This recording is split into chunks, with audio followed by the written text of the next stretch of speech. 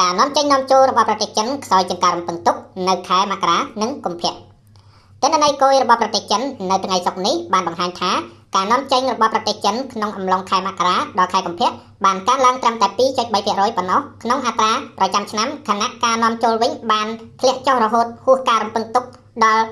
8.4% នេះបើតាមការចុះផ្សាយរបស់ទីភ្នាក់ងារ Reuters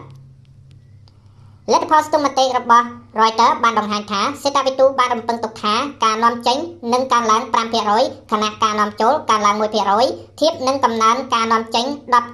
10.7% និងការនាំចូល 1% នៅក្នុងខែធ្នូឆ្នាំ 2024 ការនាំចេញទៅក្រៅប្រទេសរបស់ប្រទេសចិនបានបាត់បង់សន្ទុះបន្ទាប់ពីការកើនឡើងខ្ពស់ក្នុងរយៈពេល 9 ខែជាប់គ្នាខណៈសង្គ្រាមពាណិជ្ជកម្មថ្មីជាមួយសហរដ្ឋអាមេរិកកាន់តែតានតឹងជុំវិញគោលនយោបាយដំឡើងពន្ធរបស់លោកត្រាំអ្នកជំនាញលើកឡើងថាភាពយឺតយ៉ាវនៃពាណិជ្ជកម្មរបស់ប្រទេសចិនអាចគំរាមកំហែងដល់ការងើបឡើងវិញនៃសេដ្ឋកិច្ចរបស់ប្រទេសនេះគណៈរដ្ឋាភិបាលទើបតែបានប្រកាសពីគោលដៅកំណើនសេដ្ឋកិច្ចប្រហែល 5% សម្រាប់ឆ្នាំ 2025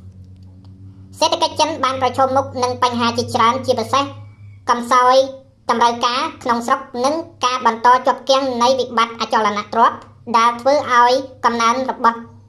វាត្រូវបានរំពឹងលើការនាំចេញខណៈរដ្ឋាភិបាលចិនបានដាក់ចេញនូវគោលនយោបាយផ្សេងៗនានានៅពេលកន្លងមកដើម្បីជំរុញតម្រូវការនិងការវិនិយោគ